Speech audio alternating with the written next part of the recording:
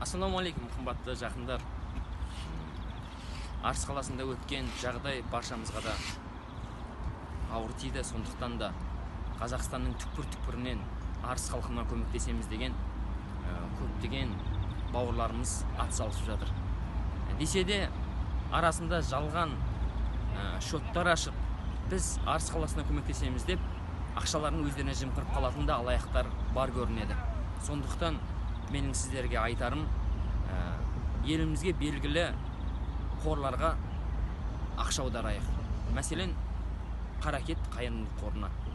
Білесіздер, Қаракет қайырымдылық қоры 110-нан астам мұқтаж жандарға үй сыйлайды, және де осы Арыстың жағдайына да ат салысып жатыр. Сондықтан белгілі шын шоттарға ақша салайық, көмектесейік. Еліміз аман, жұртымыз тыныш болсын, жақсылық болсын.